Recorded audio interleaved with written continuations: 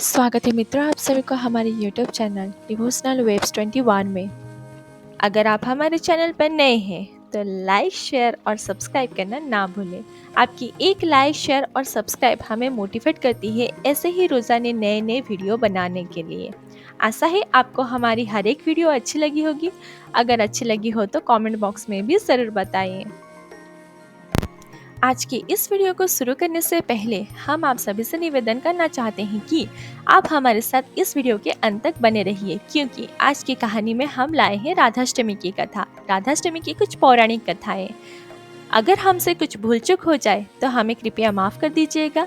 हमारे साथ अंत तक बने रहिए ताकि हम आपको राधाष्टमी के बारे में और भी कुछ जानकारियाँ दे सकें।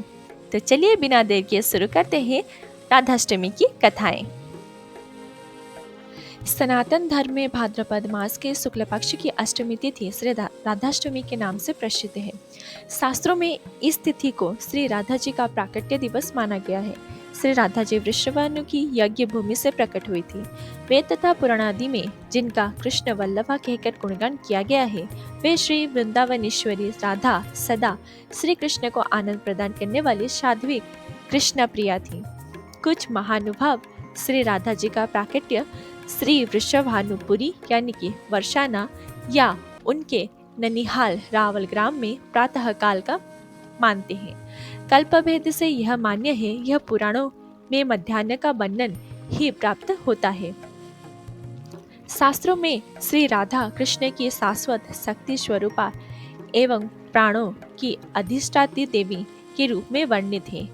अतः राधा जी की पूजा के बिना श्री कृष्ण जी की पूजा अधूरी मानी गई है। श्रीमद् देवी भागवत में श्री नारायण ने नारद जी के प्रति श्री राधेय स्वाहा षडाक्षर मंत्र की अति प्राचीन परंपरा तथा विलक्षण महिमा के वर्णन प्रसंग में श्री राधा पूजा की अनिवार्यता का निरूपण करते हुए कहा है कि श्री राधा जी पूजा न की जाए तो मनुष्य श्री कृष्ण की पूजा का अधिकार नहीं रखता। अतः समस्त वैष्णवों को चाहिए कि वे भगवती श्री राधा की अर्चना अवश्य करें। श्री राधा भगवान श्री कृष्ण के प्राणों की अधिष्ठात्री देवी है, इसलिए भगवान इनके अधीन रहते हैं। यह संपूर्ण कामनाओं का राधन यानी कि साधन करती है, इसी कारण इन्हें श्री राधा कहा गया है। अब चलिए जानते हैं राधाष्टमी आखिर मनाया कब जाता है। जन्माष्टमी के बाद भाद्रपद माह के ही राधाष्टमी का त्योहार मनाया जाता है। यह पर्व श्री राधा रानी को समर्पित है। इस खास दिन पर वर्षाना समय देश भर में खास उत्साह देखने को मिलता है। पौराणिक कथा के अनुसार भाद्रपद माह के शुक्ल पक्ष की अष्टमी तिथि पर श्री राधा रानी का जन्म बरसाना में हुआ था, इसलिए इस दिन को राधा अष्टमी के रूप में मनाया जाता है। इस खास पर्व का श्री कृष्ण भक्त बेसब्री से इंतजार करते हैं। राधा अष्टमी के लिए श्री राधा रानी के मंदिर के बहुत ही सुंदर तरीके से सजाया जाता है और राधा रानी की विशेष उपासना भी की जाती है। अब चलिए जानते हैं राधा अष्टमी 2026 में कब पड़ रहा है और इसका शुभ मुहूर्त क्या है। पंचांग के अनुसार भाद्रपद माह के शुक्ल पक्ष की अष्टमी तिथि 10 सितंबर को रात 11:11 पर शुरू होगी। वहीं इसका समापन अगले दिन यानी कि 11 सितंबर को रात 11:46 पर होगा। ऐसे ही राधा अष्टमी 11 सितंबर को मनाई जाएगी। इस दिन पूजा करने का शुभ मुहूर्त सुबह 11:03 से दोपहर 1:32 तक है। मान्यता ये भी है कि इस मुहूर्त में पूजा करने से 2 गुना फल प्राप्ति होगी। जैसे भगवान श्री कृष्ण को समर्पित जन्माष्टमी का व्रत किया जाता है, ठीक वैसे ही राधा अष्टमी का व्रत किया जाता है। मान्यता ये भी है कि इस दिन राधा रानी की सच्चे मन से पूजा करने से वैवाहिक जीवन में खुशियों का आगमन होता है और पति पत्नी के रिश्ते में मजबूती आती है। इसके अलावा व्यक्ति को धन, ऐश्वर्य, आयु एवं सौभाग्य का आशीर्वाद प्राप्त होता है।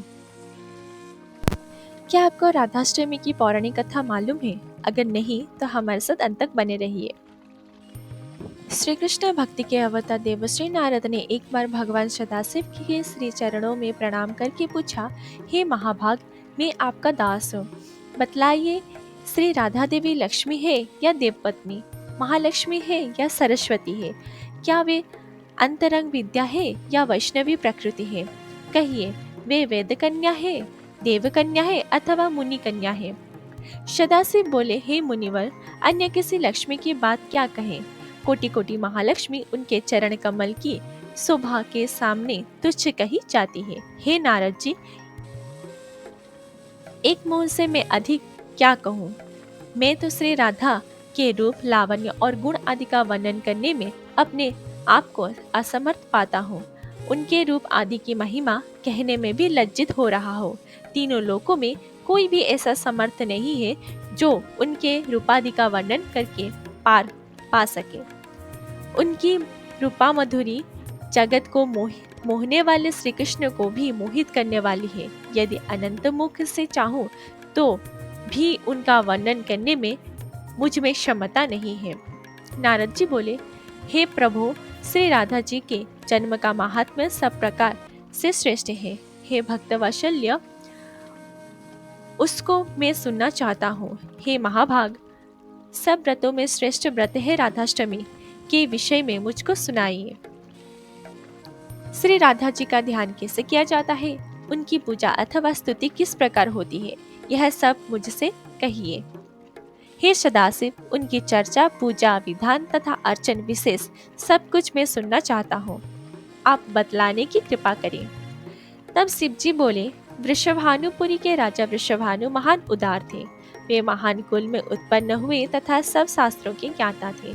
अणिमा, महिमा आदि आठों प्रकार की सिद्धियों से युक्त श्रीमान, धनी और उदारचित्ता थे। वे स्वयं ही कुलीन, सदाचार और युक्ति तथा श्री कृष्ण के आराधक थे। उनकी भार्या श्रीमती कृतिदार थे। वे रूप यौवन से संपन्न थी और महान राजकुल में उत्पन्न हुई थी। महालक्ष्मी के समान भव्य रूप वाली और परम सुंदरी थी। वे सर्व विद्याओं और गुणों से युक्त कृष्ण स्वरूपा तथा महापतिव्रता थी। उनके ही गर्भ में शुभदा भाद्रपद की शुक्लाष्टमी को मध्याह्न काल में श्री वृंदावनेश्वरी श्री राधिका जी का जन्म हुआ। हे महाभाग, अब मुझसे श्री राधा जन्म महोत्सव में जो भजन, पूजन, अनुष्ठान आदि कर्तव्य है उन्हें सुनाइए।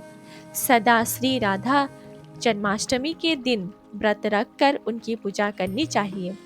श्री राधा कृष्ण के मंदिर में ध्वजा, पुष्प, माल्य, वस्त्र, पताका, तोरण आदि नाना प्रकार के मंगल द्रव्य से यथाविधि पूजा करनी चाहिए। स्तुति पूर्वक सुवासित गंध, पुष्प, धूपादि से सुगंधित करके उस मंदिर के बीच में 5 रंग के चूर्ण से मंडप बनाकर उसके भीतर 16 दल के आकार का कमल यंत्र बनाए। उस कमल के मध्य में दिव्यासन पर श्री राधा कृष्ण की युगल मूर्ति पश्चिमाभिमुखी स्थापित करके ध्यान, पाद्य, अर्घ्य आदि से क्रम पूर्वक भली भांति उपासना करके भक्तों के साथ अपनी शक्ति के अनुसार पूजा की सामग्री लेकर भक्ति पूर्वक सदा संयचित होकर उनकी पूजा करें। अब चलिए जानते हैं श्री राधा अष्टमी की पूजन विधि क्या है। अन्य व्रतों की भांति इस दिन भी प्रातः उठकर स्नानादि क्रियाओं से निवृत्त होकर श्री राधा जी का विधिवत पूजन करना चाहिए। इस पूजन हेतु मध्याह्न का समय उपयुक्त माना गया है। इस दिन पूजन स्थल में ध्वजा, पुष्पमाला, वस्त्र, पताका, तोरण आदि व विभिन्न प्रकार के मिष्टान्नों एवं फलों से श्री राधा जी की स्तुति करनी चाहिए। पूजन स्थल में 5 रंगों से मंडप सजाए, उनके भीतर 16 दल के आकार का कमल यंत्र बनाए। उस कमल के मध्य में दिव्य आसन पर श्री राधा कृष्ण की युगल मूर्ति पश्चिमाभिमुख करके स्थापित करें। वधु बांधवों सहित अपने सामर्थ्य अनुसार पूजा की सामग्री लेकर भक्ति भाव से भगवान की स्तुति गाएं। दिन में हरिचर्या में समय बिताएं तथा रात्रि को नाम संकीर्तन करें। एक समय फलाहार करें, मंदिर में दीपदान करें। अब चलिए जानते हैं राधा रानी की आरती। आरती राधा जी की कीजिए, कृष्ण संग जो करे निवास, कृष्ण करे जिन पर विश्वास। आरती वृषभानु लली की कीजिए, कृष्ण चंद्र की कही सहाय, मुख में आनी रूप दिखाई, उसे शक्ति की आरती कीजिए। नंद पुत्र से प्रीति बढ़ाई, जमुना तट पर रास रचाए, आरती रास रचाए की कीजिए। प्रेम राह जिसने बतलाए, निर्गुण भक्ति नहीं अपनाई, आरती राधा जी की कीजिए।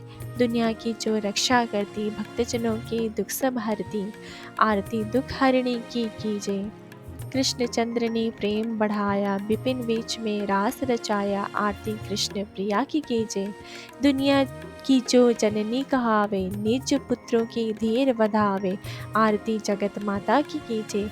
निज पुत्रों के काज सवारे, आरती गायक के कष्ट नवारे, आरती विश्व माता की कीजिए। अब चलिए जानते हैं श्री राधा रानी के विशेष वंदना श्लोक के बारे में। मात मेरी श्री राधिका, पिता मेरे घनश्याम, इन दोनों के चरणों में प्रणव वो बारंबार। राधे मेरी स्वामिनी, मैं राधे को दास, जन्म जन्म मोहि दीजियो वृंदावन के वास। श्री राधे वृषभानुजा, भक्तनी प्राणधार, वृंदा विपिन बिहरणी प्रणव वो बारंबार। सब दारण को झाड़ी के आयु तेरे द्वार, श्री वृषभानु की लाडली मेरी और निहार। राधा राधा रटत ही भव, व्याध मिट जाय, कोटि जन्म की आपदा, राधा नाम लिए सो जायो। राधा तू बड़भागिनी, कौन तपस्या किन, तेने लोक तारण तरण, सो तेरे आधीन। आज के लिए बस इतना ही। फिर मुलाकात होगी एक नई कहानी, एक नए अध्याय के संग। तब तक के लिए धन्यवाद, शुक्रिया। जाते जाते कमेंट बॉक्स में लिख दीजिएगा, जय राधे राधे।